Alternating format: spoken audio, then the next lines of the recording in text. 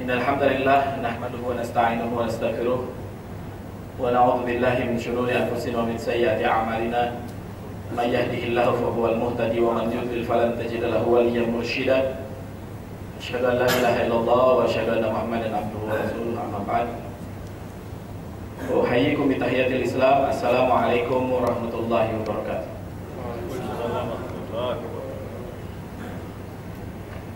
Mari kita sama-sama panjatkan puji syukur kehadirat Allah Subhanahu wa taala atas rahmat dan karunia-Nya, atas kudrah dan iradahnya, atas hidayahnya yang tercurah pada kita, sehingga pada hari ini kita digerakkan hati untuk menghadiri majelis ini. Mudah-mudahan Allah Subhanahu wa taala menambahkan ilmu kita, kemudian juga merezekikan kepada kita kepahaman. Amin. Salawat dan salam semoga selalu terlimpah kepada junjungan kita Nabi besar Nabi Muhammad SAW, kepada keluarga, sahabat, serta siapapun yang mengikuti sunnahnya hingga hari akhir. Hadirin yang dirahmati Allah Subhanahu wa taala, saya aturkan mohon maaf untuk materi kali ini tidak sesuai dengan schedule yang sudah di ini. Ada beberapa data yang masih saya cari tentang sosok dari pribadi Sayyidina Utsman bin Affan. Karena berbicara tentang zaman itu, terutama di masa terbunuhnya Sayyidina Utsman dan beberapa tahun setelahnya dan sebelumnya, itu penuh dengan apa yang dikatakan oleh Rasulullah SAW sebagai fitnah. Jadi kalau bisa dikatakan awalnya muncul kelompok yang menyimpang, membangkang, bahkan keluar dari kebenaran itu karena peristiwa terbunuhnya Utsman. Nah, di sini mungkin saya perlu sangat berhati-hati. Saya tidak berani menyampaikan apa yang hanya saya ingat, tetapi saya perlu data pasti dari mana diambil sumber cerita tadi. Nah, itulah yang belum saya selesaikan. Jadi pada kesempatan hari ini saya akan membawakan sebuah judul Al-Fatihah Ummul Quran. Kenapa saya ambil judul ini? Pertama, inilah surat yang penting, bukan surat yang pertama kali turun kepada Rasulullah SAW. Akan tetapi para ulama sepakat ijma untuk meletakkan surat ini sebagai surat yang pertama. Ibarat kita membuka sebuah buku, maka untuk mengetahui secara ringkas isi buku itu biasanya kita melihat indeksnya. Isi buku ini apa? Al-Fatihah posisinya dalam Al-Quran itu seperti itu. Nanti kita lihat ada dalil-dalil yang membuktikannya. Jadi satu ayat dalam Al-Fatihah itu mewakili ribuan ayat yang lain. Kemudian Al-Fatihah ini surat yang paling sering kita baca. Dalam sholat saja minimal kita 17 kali membacakan Al-Fatihah. Belum lagi kita sampaikan juga dalam doa-doa. Belum lagi kalau kita kirim-kirim Al-Fatihah juga. Jadi alangkah ruginya kalau kita sering membaca surat ini, sementara pemahaman kita terhadap surat ini kurang atau lemah. Jadi dalam sholat itu, kalau sholat yang khusyuk itu ya, artinya ingin menuju kepada kekhusyuan dalam sholat, diantaranya hal yang perlu kita lakukan adalah kita memahami apa yang kita baca. Minimal, lebih jauhnya lagi kita bisa mendalami, bisa tenggelam dalam apa yang kita baca. Itu terlalu jauh. Nah, minimal kita paham apa yang kita baca dalam sholat, itu minimal. Baik, kita masuk dalam slide yang pertama.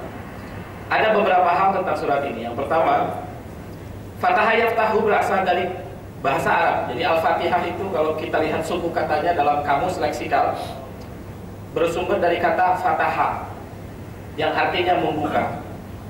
Surat Al-Fatihah berarti surat pembukaan, dengannya Al-Quran dimulai atau dibuka. Al-Fatihah juga bisa berarti surat yang mendapatkan kemenangan, karena di antara makna Al-Fatah berarti kemenangan. Idza jaa nasrullahi wal fath, artinya adalah kemenangan.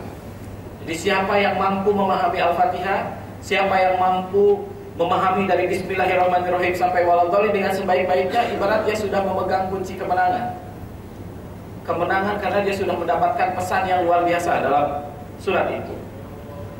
Ia disebut juga Ummul Kitab, Ummul Quran, dan As-Sab'ul Mathani. Dalam bahasa Arab, itu berarti sumber atau induk. Jadi kalau dikatakan Al-Fatihah itu adalah Ummul Kitab, berarti dia sumber Al-Quran. Ummul Quran, Ummul Kitab, berarti dia induk dari Al-Quran. Allah juga menyebut dalam Al-Quran, Al-Fatihah itu As-Sab'ul Mathani, 7 ayat yang sering diulang-ulang. Dalam ayatnya, walaqad atainaka al-Qur'an al-azim was-sab'an minal mathani. Aku telah mendatangkan kepada engkau wahai Muhammad Quran yang agung dan 7 ayat yang diulang-ulang. Lihat, sampai-sampai Allah membedakan atau seperti membedakan antara Al-Fatihah dengan Al-Quran. Aku datangkan kepada engkau Al-Quran was-sab'an minal mathani, dan 7 ayat yang sering diulang-ulang, yaitu Al-Fatihah. Jumlah ayatnya 7. Jumhur ulama atau mayoritas ulama memasukkan basmalah sebagai ayat pertama dalam surat ini. Kalau kita lihat angka 7 dalam literatur bahasa Arab itu adalah angka yang sempurna. Jadi selalu Allah mengulang kata 7 ya, dalam Al-Quran banyak sekali. 7 lapis langit, 7 level nafsu manusia, kemudian apa lagi ya, banyaklah angka 7 karena 7 itu katanya adalah angka yang sempurna. Ada beberapa hadis yang menjelaskan tentang surat ini. Pertama adalah hadis dari Ibnu Abbas radhiyallahu anhu. Bainama Jibrilun qa'idun inda Nabi sallallahu alaihi wasallam sami'a naqiban min fawqihi farafa'a ra'sahu faqala. Dari Ibnu Abbas, mudah-mudahan Allah meridhai keduanya, ketika Jibril duduk bersama Nabi Muhammad mendengar suara dari atas atau dari langit. Farafa'a ra'sahu, maka Nabi mengangkat kepalanya melihat ke atas. Jibril berkata, "Hadza babun minas sama." Ini adalah pintu langit. Futihal yaum, dibuka hari ini. Lam yuftah qat illa al-yaum, tidak pernah dibuka kecuali hari ini. Fanazala minhu malakun, kemudian turun dari pintu ini seorang malaikat. Faqala, hadza malakun naza'a ilal ard. Kemudian Jibril berkata, ini adalah malaikat yang turun ke bumi, lam yanzil qat, tidak pernah turun sebelumnya ilal yaum, kecuali hari ini. Fasallama wa qala, kemudian malaikat ini memberi salam dan berkata, absyir binuraini utitahuma lam yu'tahuma nabiyyun qablak. Ubasyiruk, aku memberi kabar gembira dengan 2 cahaya yang telah diberikan kepadamu, wahai Muhammad, tidak pernah diberikan kepada siapapun kedua hal ini, kepada siapapun sebelum kamu. Yang pertama adalah Fatihatul Kitab, yang pertama adalah surat Al-Fatihah, yang kedua adalah khawatim suratul Baqarah. Jadi Jibril mengatakan membawa wahyu secara khusus, sampai membahasakannya wahyu yang khusus itu 2 cahaya yang sangat besar, tidak pernah diberikan kepada seorang pun nabi sebelum Nabi Muhammad SAW. 2 cahaya yang besar itu adalah Al-Fatihah dan akhir dari surat Al-Baqarah. Dari mana? Dari amana rasulu bima unzila ilaihi min rabbih wal mu'minun sampai akhir. Hadis ini diriwayatkan oleh Imam Muslim. Rasul bersabda, ma unzilat fit Taurat wala fil Injil. Al-Fatihah ini tidak pernah diturunkan dalam Taurat, juga dalam Injil. Wala fil Zabur, juga dalam Zabur. Wala fil Furqan mithluha. Wa inna sab'un minal masani. Wa innaha sab'un minal masani. Sesungguhnya Al-Fatihah itu adalah 7 ayat yang sering diulang-ulang. Wal Qur'an al-azim alladzi utituhu, dan Quran yang besar yang telah aku diberikan kepadaku. Artinya Rasulullah memberikan bahwa kitab sehebat Al-Quran, surat sehebat Al-Fatihah itu tidak pernah ada dalam kitab-kitab sebelumnya. Hadis ini diriwayatkan oleh Bukhari dan Muslim. Terakhir yang saya ingin sebutkan di sini, banyak sekali sebenarnya hadis tentang Al-Fatihah, tentang keutamaan Al-Fatihah. Qala Rasulullah, Rasul bersabda. Qala Allah Ta'ala, ini adalah hadis qudsi. Rasul meriwayatkan perkataan Allah Subhanahu wa taala, "Qasamtu sholata baini wa baina 'abdi nisfain." Aku membagi salat antaraku dengan hambaku dua bagian. Wa li 'abdi ma sa'ala, dan bagi hambaku apa yang dimintanya. Fa idza qala al-'abdu, kalau hambaku mengatakan, ini lihat percakapan antara kita dengan Allah sebenarnya. Kalau kita resapi setiap kita membaca salat, membaca Al-Fatihah dalam salat, ketika kita mengatakan Alhamdulillahirabbil alamin, segala puji bagi Allah, Allah berfirman, Hamidani Rabbi, Hamidani Abdi, telah memuji kepadaku hambaku.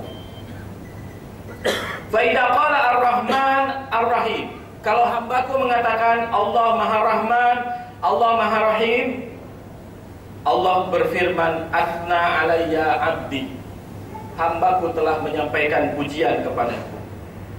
Fa idza qala, kalau hambaku mengatakan, kata Allah, Maliki yaumiddin, Allah itu raja, Allah itu pemilik dari hari pengadilan. Qala, Allah berfirman, Majjadani abdi, hambaku telah mengagungkanku. Wa idza qala, kalau dia mengatakan iyyaka na'budu wa iyyaka nasta'in, hanya kepada Engkau kami menyembah dan kami memohon pertolongan, qala, Allah berfirman, hadza baini wa baina 'abdi wa li 'abdi ma sa'ala. Ini adalah perjanjian antara aku dengan hambaku, dan bagi hambaku apa yang telah dia minta. Fa idza qala, kalau dia mengatakan ihdinas siratal mustaqim siratal ladzina an'amta 'alaihim ghairil maghdubi 'alaihim waladdallin, hadza li 'abdi, qala hadza li 'abdi. Kalau hambaku mengatakan tunjukkanlah aku kepada jalan yang lurus, jalan yang telah Engkau beri nikmat, bukan jalan yang dimurkai dan orang-orang yang sesat, Allah mengatakan inilah bagian hambaku, wa li 'abdi ma sa'ala, dan sungguh bagi hambaku apa yang telah dia minta. Hadis ini diriwayatkan Muslim dan disahihkan oleh Albani dalam Sahihut Targhib wa Tarhib. Mari kita masuk ke dalam ayat yang pertama. Setelah kita tahu kehebatan surat Al-Fatihah, bagaimana Allah Subhanahu wa taala mengutamakan surat ini, bagaimana Rasulullah juga berusaha memberitahu kita akan keagungan surat ini. Mari kita masuk ke dalam ayat yang pertama. Bismillahirrahmanirrahim, dengan nama Allah yang Maha Pemurah dan Maha Penyayang.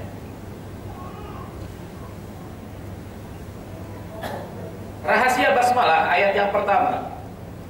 Allah memilih Ar-Rahman Ar-Rahim ketika kita mengucapkan Bismillah. Padahal nama Allah yang wajib kita tahu, yang minimal kita tahu ada berapa? Al-Asmaul Husna ada berapa? 99 Al-Asmaul Husna. Walaupun nama Allah tidak dibatasi dengan 99 ini, tetapi yang ada riwayatnya, yang ada dalam hadis dan Al-Quran, Allah menamakan dirinya itu ada 99. Mengapa Allah memilih kata Ar-Rahman Ar-Rahim dalam Bismillah? Mengapa Allah mengulang Ar-Rahman Ar-Rahim dalam surat Al-Fatihah? Padahal masih banyak nama Allah yang lain. Kenapa Allah tidak mengajarkan Bismillahil Jabbar, Bismillahil Qahhar? Selain Allah mempunyai nama-nama yang membuat kita tertarik, jatuh cinta kepada Allah, Allah Maha Penyayang, Allah Maha Pemurah, Allah juga memiliki sifat yang seharusnya kita takut mendengarnya. Allah itu Maha keras, Allah itu Maha mengambil tindakan, Allah itu Maha perkasa, Allah itu Maha keras siksanya. Tetapi Allah Subhanahu wa taala memilih Ar-Rahman Ar-Rahim 2 kali dalam Al-Fatihah untuk menunjukkan bahwa walaupun Allah Subhanahu wa taala memiliki sifat-sifat yang tadi yang seharusnya membuat kita takut, Tetapi Allah Subhanahu wa taala sangat mencintai sifat yang Ar-Rahman, Ar-Rahim dibanding dengan sifat-sifat yang lainnya. Allah ingin menonjolkan bahwa sifat yang tertonjol dalam dirinya adalah Maha Rahman Rahimnya, Maha sayangnya kepada makhluk. Agar sesama kita timbul sifat ini. Hadirin yang dirahmati Allah Subhanahu wa taala. Permasalahan manusia sekarang, kalau kita runut ya satu persatu, nanti kita akan sampai kepada ujung pangkalnya, kepada penyebab utamanya adalah sudah hilangnya rasa kasih sayang di antara manusia. Seorang pemimpin tidak tenang dalam memimpin, seorang rakyat selalu merasa takut dengan kebijakan pemimpinnya, seorang atasan bertindak zalim kepada bawahannya, yang di bawah juga menunggu kejatuhan yang di atas. Orang kaya tidak lagi menjadikan hiburan terindahnya dalam membantu orang miskin. Orang miskin juga selalu dipenuhi dengan kebencian dan kedengkian kepada orang kaya. Ini menunjukkan bahwa memang kasih sayang itu sudah tidak ada. Hilangnya kasih sayang itu karena penyebab yang utamanya sudah hilang Allah, sudah hilangnya rasa. Bukan Allah tidak diajarkan, bukan Allah itu tidak diketahui maha kehebatannya, bukan Allah itu tidak dipelajari tauhidnya, bukan. Tapi yang hilang itu adalah rasa. Kalau rasa bertuhan itu sudah tidak ada, maka rasa kasih sayang pun tidak ada. Padahal Allah Subhanahu wa taala menonjolkan sifat Rahman Rahim dalam suratul Fatihah. Surat yang pendek yang mengandung makna yang besar, makna yang banyak, tetapi Allah Subhanahu wa taala mengulang Ar-Rahman Ar-Rahim ini sebenarnya ingin menunjukkan, ingin mengajarkan kepada makhluknya bahwa sifat yang tertonjol darinya adalah yang Rahman, yang Rahim, yang penuh kasih sayang. Tujuannya adalah supaya lahir cinta terhadap Allah dan sesama manusia, agar manusia pun mendapatkan rasa kehambaan. Kita ini tanpa Rahman dan Rahimnya bukan siapa-siapa. Kita pun mampu menyembah Allah itu karena Allah memang izinkan kita menyembahnya. Kita mampu menyembah Allah dengan kekuatan karena Allah juga yang memberikan kekuatan. Kita ini hamba, bukan siapa-siapa. Agar segala apa yang diperbuat mendapat berkah. Ya. Dalam satu hadis disebutkan kullu amrin dibalin lam yubda fihi bismillah fahuwa abtar. Setiap perbuatan yang mengandung nilai positif tidak dimulai dengan bismillah, itu amalannya terputus, kata Rasulullah SAW. Tentunya basmalah dibaca dalam sholat karena kasih sayang Allah pula. Ayat yang kedua, Alhamdulillahirabbil alamin. Segala puji bagi Allah semesta alam, Rabb semesta alam. Kenapa segala puji bagi Allah? Kenapa makhluk tidak memiliki sedikit pun hak untuk dipuji? Setiap kita mendapatkan pujian, hendaklah kita mengucapkan Alhamdulillahirabbil alamin. Artinya, maknanya adalah kita ini makhluk tidak pantas untuk dapat pujian. Setiap pujian yang datang kepada kita, hendaklah kita langsung mengembalikannya kepada Allah. Kita ini hamba, kita ini hina. Setiap orang menyebut dosa baik kita, setiap orang menyebut kebaikan kita, hendaklah kita mengucapkan Alhamdulillahirabbil alamin. Saya ini makhluk, bukan siapa-siapa.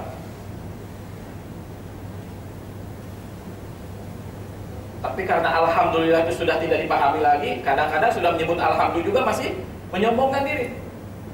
Alhamdulillah berkat usaha keras kita, berkat jasa baik si fulan, berkat pengorbanan kita bersama. Padahal orang-orang soleh dulu kalau sudah berhasil, kalau sudah merasakan keberhasilan, selalu mengembalikan keberhasilan itu kepada Allah Subhanahu wa taala.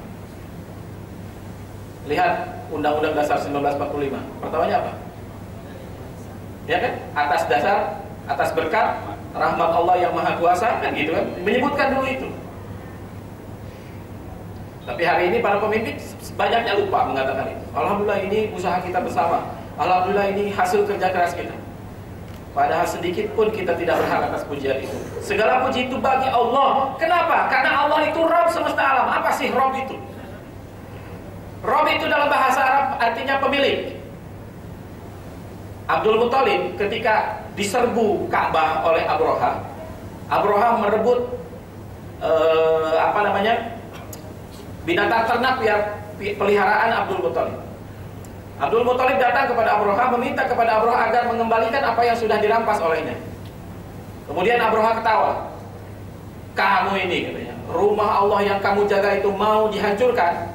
Kenapa kamu cuma meminta binatang ternak yang aku rebut? Bukan membela rumah Allah yang kami ini datang akan menghancurkan rumah Allah itu. Abdul Muthalib menjawab, Ammal ghanam fa ana rabbuh. Adapun binatang yang kau rampas itu aku adalah pemiliknya, ana rabbuhu. Wa inna lil baiti rabban sayahmihi, dan sesungguhnya rumah itu ada pemiliknya yang akan menjaga. Jadi kata-kata Rabb di situ menunjukkan Allah itu memiliki. Apa yang dimiliki? Semesta alam, universe. Semesta yang tidak terbatas, semesta yang kita tidak tahu ujung pangkalnya di mana. Semesta yang sejak terjadi penciptaan, menurut teori Big Bang itu tidak pernah berhenti meluas sampai hari ini. Al-Quran pun mengatakan was-samaa banainaha bi'aidin wa inna lamusi'un. Sesungguhnya langit, kata Allah, telah kami ciptakan dengan tangan kami, dan sesungguhnya kami telah selalu meluaskan langit itu. Saya lupa tahun berapa, 1917 ya. Siapa yang punya teropong itu, Hubble itu, berhasil menemukan fakta bahwa jarak antar bintang itu selalu saling berjauhan. Ini menunjukkan bahwa langit itu terus berkembang, semesta itu terus meluas. Kita ini hanya tinggal di bumi. Bumi ini hanya bagian dari tata surya. Tata surya ini mengelilingi matahari. Matahari hanyalah satu bintang dari bagian dari galaksi Bima Sakti.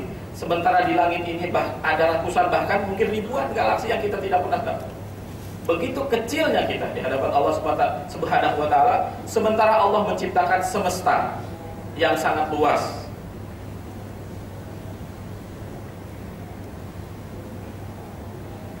Yang terkadang mungkin kalau kita nakal dalam berpikir, kita itu hanya menempati bumi, kenapa Allah menciptakan semesta yang begitu luas? Jadi kalau kita belajar di sini, kemewahan atau kelebihan itu yang kita tidak bisa ukur dengan ukuran kita. Allah Maha berkehendak untuk menciptakan semesta ini, sementara manusia itu hanya menghuni satu planet kecil saja, yang kalau diukur mungkin bumi letaknya di posisi Bima Sakti itu hanya seperti sebutir pasir di tengah lapangan bola.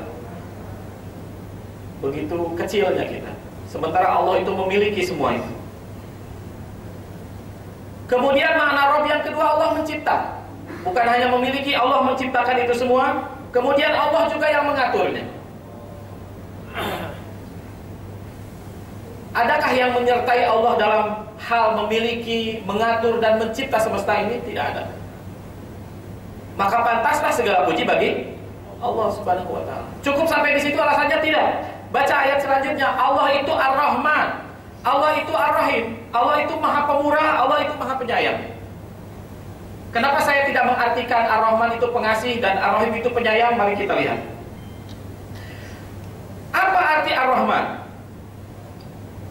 Kasih sayang Allah dalam Ar-Rahman untuk seluruh makhluk. Ini kalau kita baca tafsirnya, siapapun imamnya, siapapun mufasirnya akan mengatakan, kenapa Allah membedakan sifatnya yang Rahman dan Rahim? Kenapa ada nama Allah Ar-Rahman Ar-Rahim? Karena rahmat dan kasih sayang Allah dalam Rahman itu untuk seluruh makhluk, tidak terkecuali mau dia inkar, mau dia iman, mau dia taat, mau dia durhaka. Semuanya dapat kasih sayang Allah dari sifat rahmah. Apakah setiap rezeki yang Allah berikan selalu berdasarkan kasih sayang? Pasti nggak Allah memberi rezeki itu karena kasih sayang?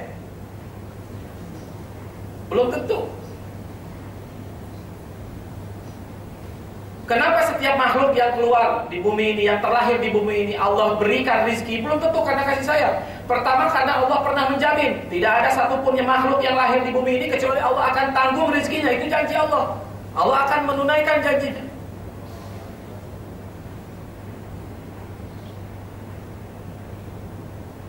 Sering lah kita dulu waktu kecil kan minta duit sama orang tua, Pak minta uang, nggak ada. Pak minta duit jajan, Pak nggak ada. Terakhir dia marah, ngambil uang sambil dibanting depan kita. Kan nggak dengan kasih sayang itu memberi. Bisa manusia itu bisa memberi dengan marah. Apakah Allah bisa memberi dengan marah? Bisa.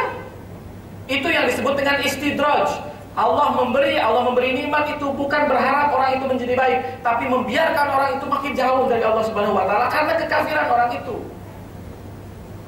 Contoh, Firaun itu selama hidupnya tidak pernah sakit, tidak pernah miskin, tidak pernah susah, tidak pernah tidak berkuasa.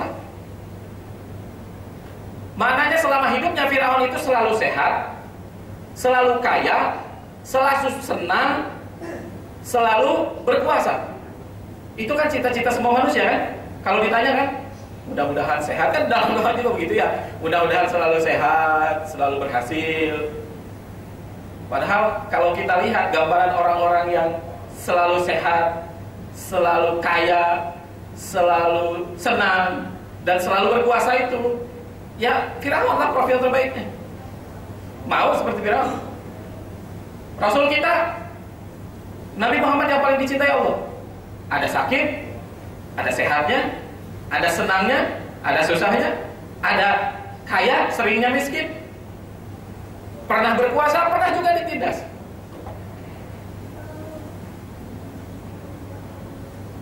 Firaun tidak pernah sakit, tidak pernah susah, miskin, dan tidak pernah tidak berkuasa. Apakah Allah sayang pada Firaun? Belum tentu.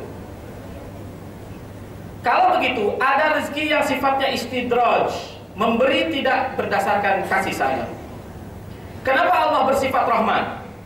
Karena Allah berjanji sejak zaman azali tadi. Saya katakan, Allah berjanji sejak zaman azali tidak ada satupun makhluk yang keluar lahir di bumi ini, lahir di dunia ini kecuali Allah tanggung kehidupannya, Allah tanggung rezekinya. Tidak akan Allah telantarkan. Karena dunia ini tidak ada harganya di sisi Allah Subhanahu wa taala, maka Allah biarkan orang-orang kafir pun menikmati nikmatnya dunia. Dalam hadis disebutkan, kalaulah dunia ini dengan segala isinya lebih berharga di hadapan Allah dari sayap ekor nyamuk, pastilah Allah haramkan air minum kepada orang yang ingkar kepadanya. Tapi karena dunia ini nggak ada harganya, nggak ada nilainya di hadapan Allah Subhanahu wa taala, Allah biarkan orang-orang kafir menguasainya, karena Allah sudah menyediakan bagi orang beriman itu kehidupan yang sebenarnya, kenikmatan yang sebenarnya yang tidak berujung, yang selamanya, yaitu kenikmatan di akhirat. Satu hari di sisi Allah adalah 1000 tahun di dunia. Jadi hidup kita tuh gak lama ya. Umur kita tuh nyampe 100 gak sih? Umur umat Nabi Muhammad tuh cuma 60 tahun. Kata Rasulullah, amar ummati sittin. Umur umatku itu antara 60 sampai 70 saja. Jadi kalau 60 dibandingkan dengan di sisi Allah itu, hidup kita di dunia itu tidak lebih dari 1,5 jam saja di hadapan Allah. Makanya pesan Allah itu, pesan Rasul itu, jadilah di dunia sebagai orang asing atau orang yang sedang menyeberang. Pernah kita lama-lama menyeberang? Pernah ketika menyeberang di tengah-tengah kita betah juga ya di tengah. Jadilah seperti orang yang menyeberang, kata Rasulullah. Karena Rasulullah pun diberi paham singkatnya hidup di dunia. Dunia di sisi Allah tidak lebih berharga dari sayap nyamuk. Kalaulah dunia ini berharga, maka air pun tidak ada jatah bagi orang kafir. Jadi kalau kita pahami Ar-Rahman tadi, alangkah lebih tepatnya kalau kita terjemahkan Ar-Rahman itu Maha Pemurah. Kan ada orang yang pemurah ya, memberi bukan selalu dia cinta, bukan, dia pemurah aja, orang mudah memberikan. Jadi Allah itu Maha Pemurah. Sedangkan Ar-Rahim, kita lihat, apa arti Ar-Rahim? Kasih sayangnya khusus untuk orang beriman. Jadi kita ini kalau berharap kasih sayang Allah, jangan berharap kasih sayangnya itu dari Ar-Rahman saja. Karena kalau Ar-Rahman itu sudah pasti kita diberi, sudah pasti kita diberi jatah sebagai makhluk hidup di dunia, itu pasti. Yang kita harap adalah kasih sayang Allah dari Rahim. Wabil mu'minina raufur rahim. Kepada orang-orang beriman sayang. Bagaimana bentuk kasih sayang Allah? Nabi Muhammad orang yang paling disayang Allah, harus berpayah-payah, harus berdarah-darah, sering lapar, apakah Allah tidak sayang kepadanya? Berani nggak kita katakan itu? Tidak. Justru kita katakan Allah itu sangat sayang kepada Nabi Muhammad. Bahkan kita sanggup mengatakan orang makhluk yang paling disayang Allah di dunia ini adalah Nabi Muhammad. Makanya gelarnya adalah Habibullah, orang yang paling dicintai Allah Subhanahu wa ta'ala. Tetapi Allah itu punya cara dalam menyayangi. Allah itu punya caranya sendiri untuk mencintai, dan kita tidak bisa mengintervensi.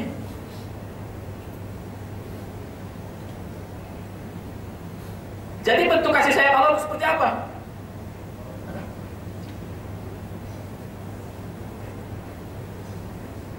Al-Fatihah surat pertama dengan segala maknanya yang hebat. Surat kedua apa? Al-Baqarah artinya apa? Ada berapa kali cerita tentang sapi yang ada dalam Al-Quran? Dalam Al-Baqarah? Ada 2 kali. Pertama adalah ketika Bani Israel disuruh untuk menyembelih. Berkurban di sisi Allah itu tanda cinta makhluk kepada Tuhan. Dalam menjalankan perintah Allah itu terkadang kita tidak perlu tahu kenapa Allah memerintahkan. Tapi apa yang dilakukan oleh Bani Israel ketika diperintahkan menyembelih sapi, nanya warnanya, nanya umurnya, nanya bentuknya. Karena memang sudah didasari dia tidak mau menjalankan perintah Allah. Padahal bukti kecintaan kita kepada Allah adalah berkorban, melakukan segala perintahnya walaupun kita tidak paham. Apakah Nabi Ibrahim paham dan mengerti tujuan Allah ketika memerintahkan dia harus meninggalkan istrinya Siti Hajar dengan Ismail di tanah haram? Apakah dia memahami hikmah di sebaliknya? Sama sekali tidak.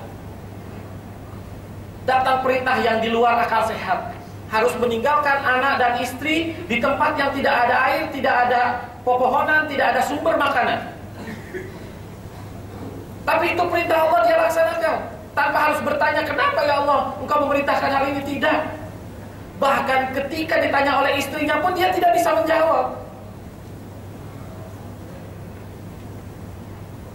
Istrinya pun tidak menanyakan kenapa sih diperintah kayak gini, tidak.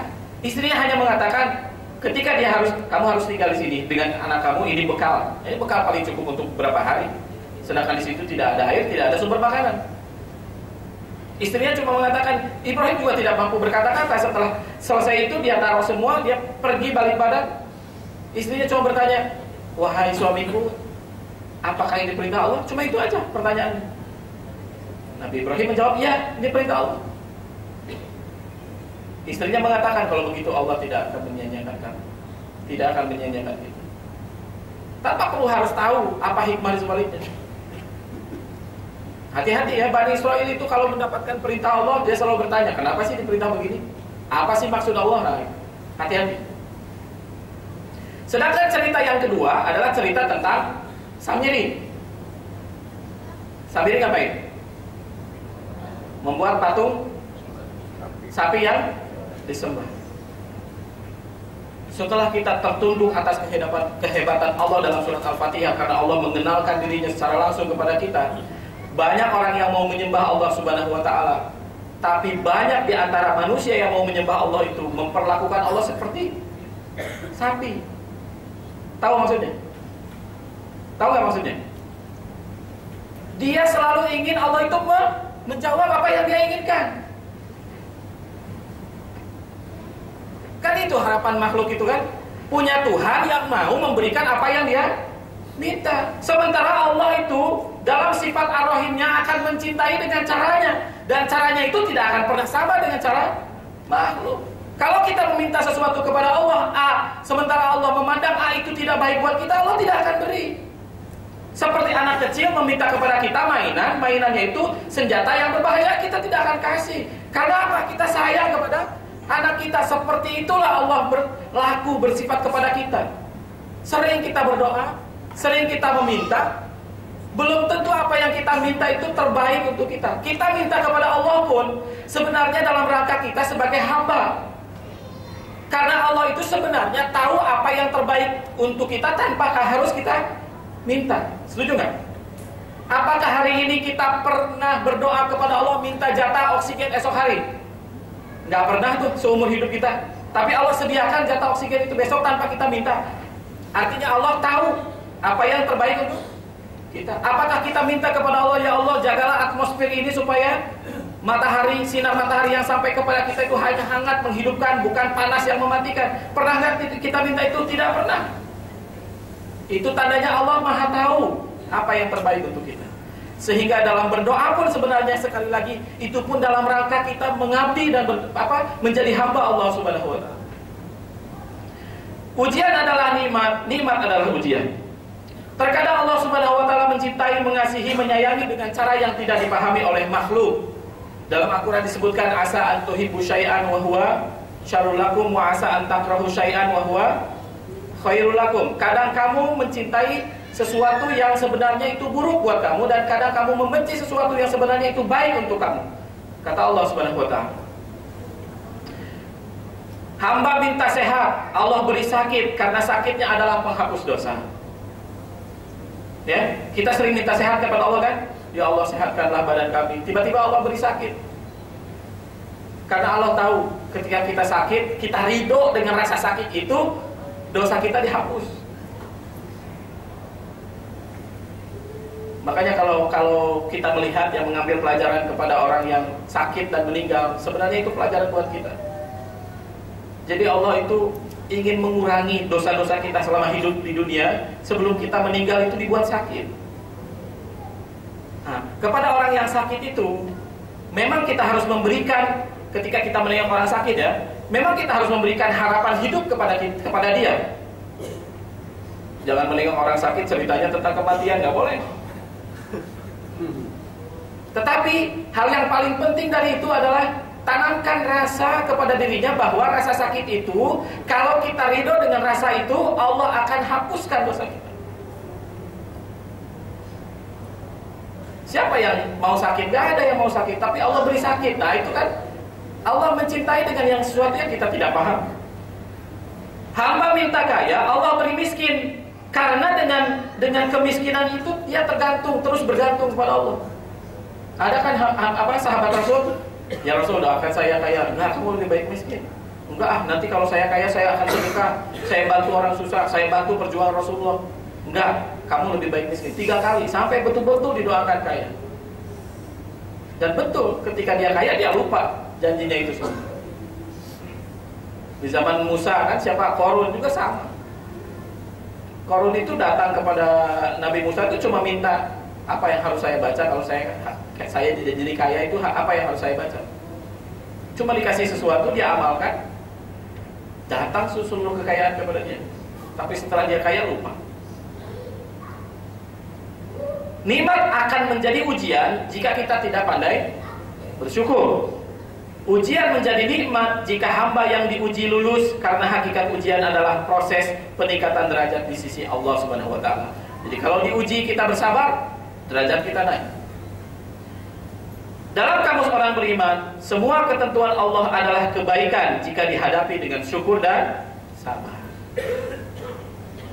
Sikap salafus saleh dengan nikmat dan ujian. Orang salafus saleh itu kalau diberi nikmat, ada dalam kata hatinya, ya Allah jangan engkau habiskan semua pahala kebaikan aku di dunia, sisakan untuk aku di akhirat. Kalau satu hari tidak dapat sesuatu yang mengingatkan dia, artinya tidak ada kesulitan, bukan nantangin ya. Ya Allah, apakah hari ini aku belum disapa? Karena dipahami dalam hadis, sesungguhnya Allah kalau mencintai satu kaum itu, Allah akan menguji kaum itu.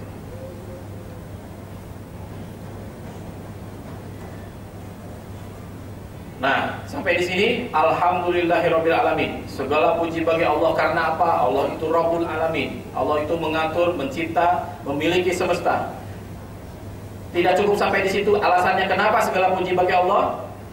Allah itu juga Ar-Rahman Ar-Rahim. Allah pun Maha Pemurah dan penyayang dan pengasih. Alasan yang selanjutnya adalah Maliki Yaumiddin. Allah jugalah yang memiliki, atau Allah itu raja pada hari pembalasan. Disebut juga Yaumul Ba'ats, disebut Yaumul Hisab, disebut Yaumul Jaza.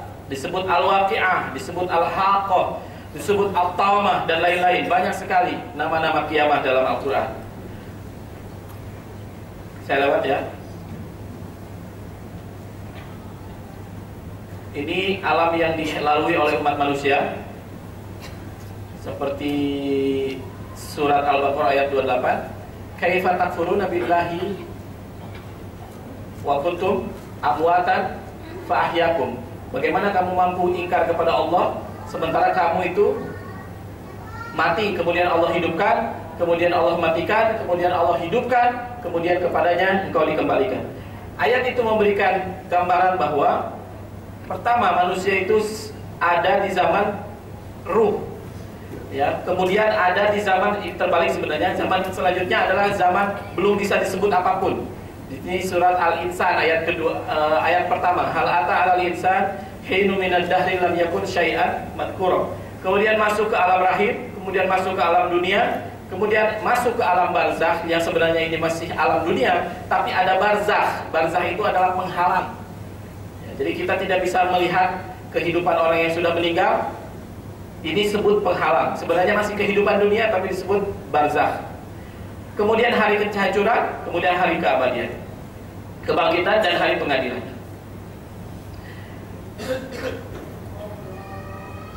Sudah kita pahami ayat-ayat yang tadi. Wajar kalau dalam diri kita muncul sifat hamba.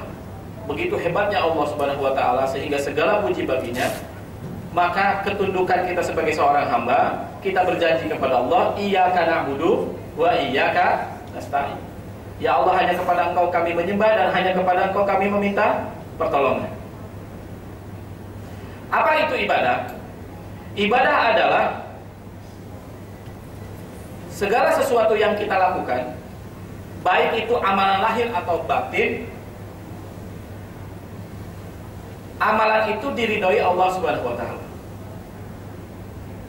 Jadi ibadah itu tidak ada terbatas dengan sesuatu yang kita lakukan langsung kepada Allah.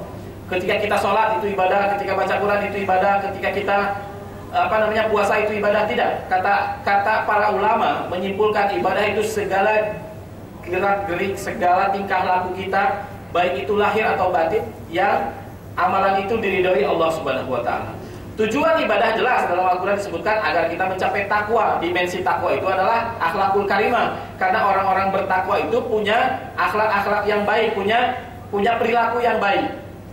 Sebelum kita sampai kepada takwa, kita punya sifat sabar, kita punya sifat syukur, kita punya sifat ridho, kita punya sifat adil, kita punya sifat yang keempat ikhlas, yang kelima itu adil. Barulah adil itu lebih dekat kepada takwa. Ibadah kalau tidak melahirkan 5 sifat yang tadi, itu menunjukkan ibadah kita itu tidak berhasil. Ibadah kalau tidak menjadikan kita menjadi seorang hamba yang pandai yang tidak menjadikan kita sebagai hamba yang pandai bersyukur, tidak bisa sabar, itu tanda kita belum berhasil dalam ibadah kita. Karena tujuan ibadah itu jelas dalam Al-Quran, mencapai kepada ketakwaan. Meminta pertolongan kepada Allah, wasta'inu bisabri wassalah. Minta pertolongan kepada Allah dengan kesabaran dan salat. Ihdinas siratal mustaqim. Tunjukkanlah kami ke jalan yang lurus. Setelah kita mengaku sebagai hamba, setelah kita berjanji kepada Allah akan mengabdikan diri sebagai hamba, maka kita memohon kepada Allah agar ditunjukkan kepada jalan yang lurus. Kita meminta kepada Allah agar kita ditunjukkan kepada jalan yang membuat kita sampai kepadanya, sampai kepada keridhoannya. Kata ihdi itu berasal dari kata hidayah, tunjukkan, tunjukkanlah, dan petunjuk maksudnya. Tidak semua yang sudah berikrar ibadah mendapatkan hidayah. Ada 2 jenis hidayah. Yang pertama adalah hidayah, yang kedua adalah taufik. Setiap manusia yang lahir di dunia ini, Allah jamin akan sampai kepada dia hidayah. Sebab-sebab kebenaran sampai kepadanya itu Allah jamin. Tidak ada satupun manusia yang lahir kecuali cerita tentang kebenaran, cerita tentang Allah, cerita tentang Nabi itu sampai kepada dia. Orang yang merespon hidayah itu Dialah yang punya kans, punya kesempatan untuk selamat. Dan banyak manusia yang tidak merespon. Sudah sampai kebenaran kepada dia tapi tidak merespon baik kebenaran itu. Di zaman Nabi Muhammad SAW ada seorang Quraisy yang namanya Walid bin Mughirah. Sampai hidayah kepada dia, sampai. Walaupun ujungnya dia meninggal dalam keadaan tidak beriman, sampai hidayah itu. Dengan cara apa? Dia seorang sastrawan. Suatu saat dia diperintah coba cari itu. Lihat tuh Nabi Muhammad itu. Ketika dia membaca apa sesuatu yang kita tidak pahami itu apa sih? Sebenarnya baca Quran kan? Akhirnya dia mengendap-endap dengerin Rasulullah sedang baca Quran. Karena dia seorang sastrawan hebat, dia bisa menilai apa yang dibaca Nabi Muhammad itu mustahil dibikin oleh makhluk. Dilihat dari susunan katanya, dilihat dari pemilihan katanya, dilihat dari ilmu arudnya, bagaimana memotong-motong kalimat itu sehingga tidak ada yang salah. Walid Mughirah mengatakan mustahil kata-kata itu adalah kata-kata manusia. Kata-kata ini yang akan disampaikan kepada kaumnya. Dia akan mengakui bahwa Muhammad itu mustahil dia seorang penyihir, mustahil dia seorang yang gila. Tetapi di zaman itu, di saat itu, kalau ada orang yang mengatakan dulunya memusuhi Muhammad, tiba-tiba mengatakan membela Muhammad, orang itu akan dikatakan kamu sudah kena sihirnya Muhammad. Dia pun takut, dia pun gengsi, dia pun ego. Maka dia memberikan statement yang lain. Hatinya sudah mengatakan ini adalah hakikat, ini adalah kebenaran. Tapi ketika ditanya, karena dia ego, karena dia malu, dia mengatakan, ya memang sih bukan sihir biasa, tapi ini adalah sihir yang sudah diwariskan bertahun-tahun, beratus-ratus tahun, tidak pernah dihidupkan lagi. Mencari kata-kata yang tepat, yang tidak seperti halayak ramai, tapi tetap dia salah dan mengingkari isi hatinya. Jadi hidayah itu sampai, nah ada yang merespon dengan baik, ada yang tidak. Nah setelah dapat hidayah pun, hidayah yang kedua berupa taufik itu belum tentu dapat. Taufik itu segala sesuatu yang kita lakukan setelah kita mendapat hidayah sesuai dengan keinginan atau kehendak Allah, itu taufik. Melalui apa? Allah menurunkan wahyu, menurunkan syariatnya kepada Nabi Muhammad. Kita menyembah Allah, kita berbuat sesuatu untuk Allah, kita harusnya menilai apakah apa yang sudah kita lakukan ini sesuai dengan kehendak Allah. Kita harus cari tahu. Itu yang disebut dengan taufik. Karena banyak orang yang mau berkorban, banyak orang yang mau melakukan sesuatu untuk Allah, tapi sudah jauh dari aturan Allah Subhanahu wa ta'ala. Banyak itu. Berkorban, dikatakan berkorban, berjihad untuk Allah Subhanahu wa ta'ala, tapi jauh dari apa yang Allah inginkan. Sempurna belum amalan kita kalau sudah dapat hidayah dan taufik? Sempurna belum? Belum. Itu baru lahir saja. Baru lahir saja. Sementara Allah Subhanahu wa ta'ala menerima amalan itu yang sempurna lahir dan batin. Jadi dapat taufik pun belum selamat. Hidayah, alhamdulillah kita lahir sebagai muslim. Kita digerakkan untuk menghadiri majelis-majelis seperti ini supaya kita dapat ilmu. Belum tentu dapat taufik. Dapat taufik pun belum tentu selamat. Karena Allah menerima kesempurnaan amalan itu sempurna lahir dan batin. Sementara bicara hidayah dan taufik itu baru lahir saja. Dua macam hidayah tadi saya sudah dicari ya. Tadi saya sampaikan. Hidayah hendaklah dicari. Lihatlah bagaimana Salman Al-Farisi melakukan perjalanan jauh dari Persia mendatangi Nabi Muhammad SAW. Tamim Ad-Dari itu nggak tahu dari mana tuh Tamim Ad-Dari. Yang jelas Tamim Ad-Dari itu mampir di sebuah pulau. Di pulau itu ada orang yang sedang terikat kan gitu ya. Ada binatang yang bisa ngomong. Kamu ke tengah sana, di pulau itu ada orang yang terikat. Di mana itu ya pulau? Bayangkan di peta Arab Saudi, bukan Arab Saudi, di peta Timur Tengah, ada pulau di tengah-tengah. Di mana? Di mana ya? Kalau di Laut Merah kayaknya nggak ada pulau. Laut Mediterania apa? Siprus ya. Tapi kayaknya kecil banget tuh pulaunya. Ada pulau yang lebih besar dari itu. Britania mungkin nggak? Kan pulau dia ya, terpisah dari Eropa. Bisa kali mampir di sana. Ya memang di sana dulu kali.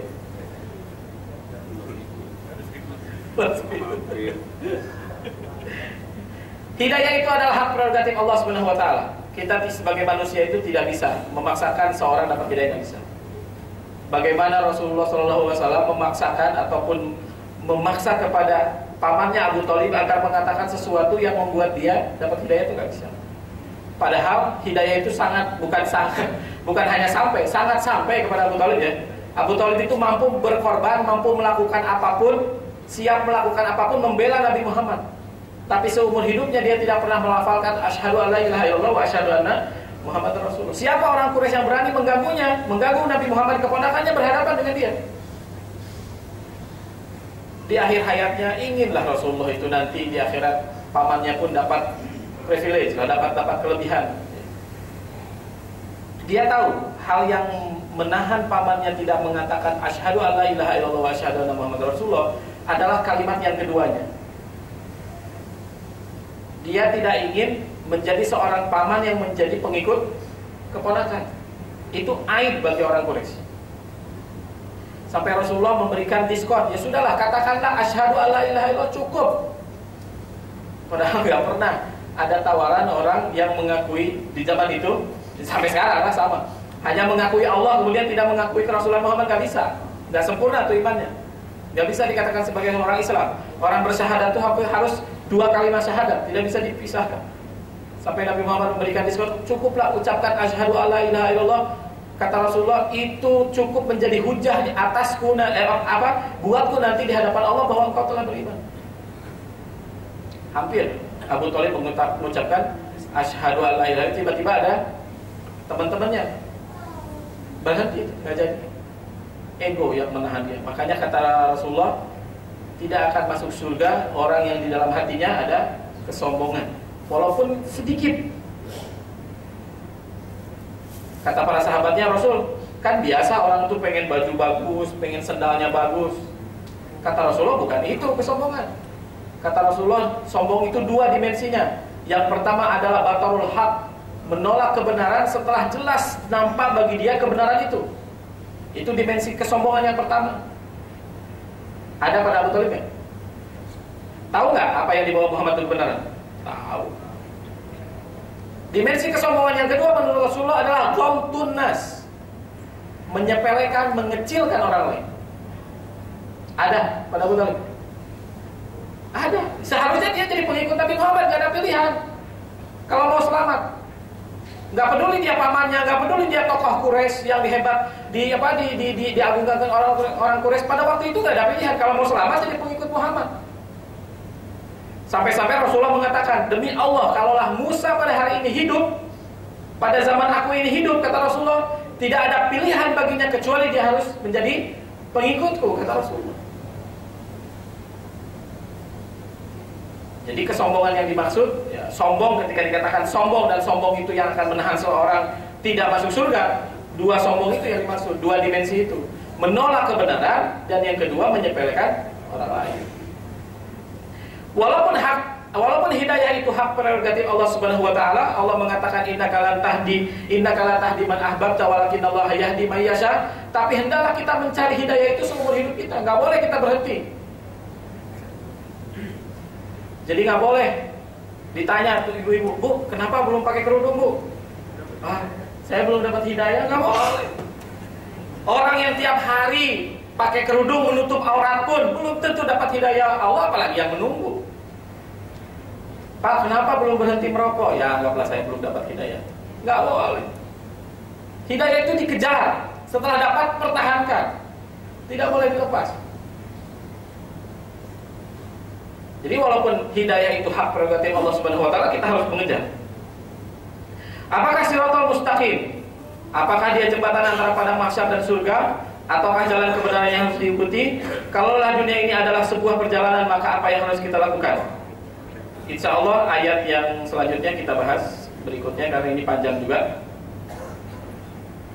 Ya, nantilah saya kembalikan dulu ke. Terima kasih Ustaz. ternyata waktunya kurang cukup untuk menjelaskan seluruh materi. Insyaallah akan dijelaskan lain waktu. Sekarang masuk sesi pertanyaan dari jamaah. Ada yang ingin bertanya dari ikhwan maupun akhwat? Saya sampaikan sedikit, silakan.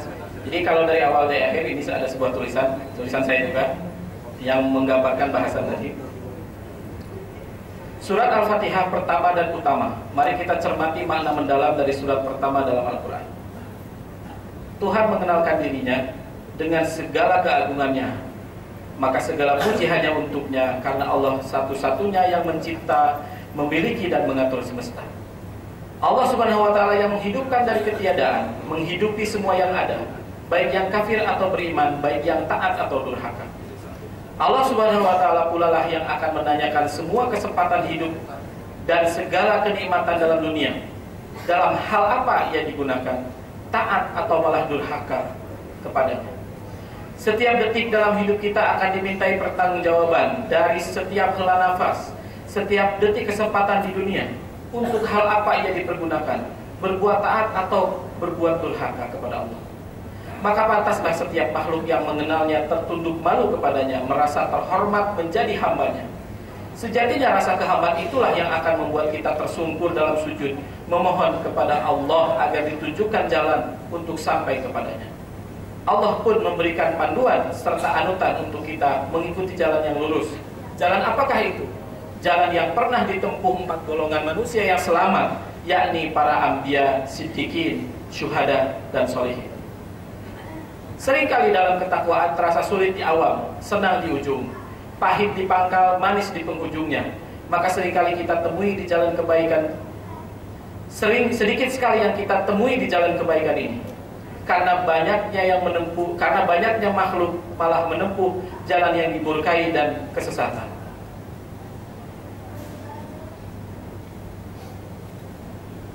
Tahukah kita bahwa dalam surat kedua setelah Al-Fatihah, Allah bercerita tentang 2 cerita sapi, yang keduanya mengenai Bani Israil.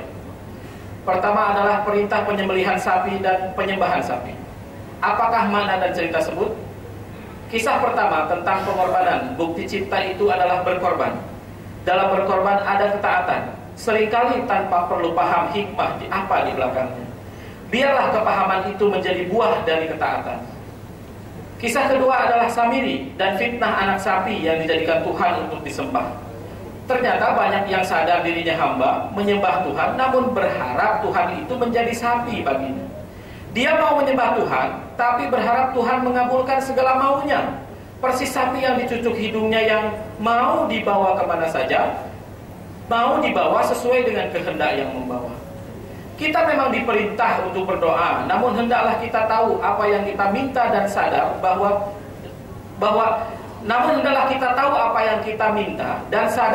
Tuhan Maha mengetahui apa yang terbaik untuk kita. Apa yang terbaik untuk kita itulah yang terbaik untuk kita sesuai kehendaknya.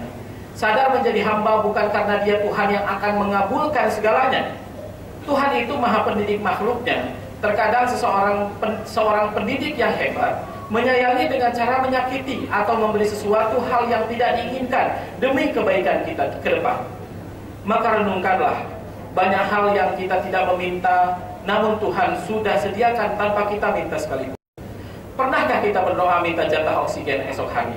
Pernahkah kita memohon kepada Tuhan menjaga atmosfer bumi kita agar sinar mentari yang sampai pada kita sekedar menghangatkan, bukan panas mematikan? Itu tanda bahwa Tuhan Maha tahu apa yang terbaik untuk kita. Dia menyediakan tanpa kita meminta dulu kepadanya. Berdoa pun tujuannya agar kita semakin tunduk menjadi hambanya dan berserah diri sepenuhnya kepada segala kehendaknya. Lihatlah, dengarlah, begitu lirih suara hamba terbaiknya, Muhammad SAW, bersusah-susah menjalankan perintahnya, berdarah-darah dalam mengajak orang agar mengenal kepada Tuhannya. Namun dia berdoa, Ya Allah Tuhanku, aku adukan kepadamu lemahnya kekuatanku dan sedikitnya usahaku. Kepada siapa engkau akan kuasakan aku? Kepada orang asing yang tidak mengenaliku atau musuh yang akan menghabisiku? Kalaulah bukan di situ ada murkaku kepadamu, Kalaulah di situ ada ridhomu kepadaku, maka aku tidak peduli semuanya. Wallahu a'lam bishawab. Syukur, Ustaz. Berhubung waktunya sudah habis, kita tutup kajian kali ini dengan kifaratul majelis. Subhanallahumma wa bihamdika, asyhadu an la ilaha illa anta, astaghfiruka wa atubu ilaik. Assalamualaikum warahmatullahi wabarakatuh.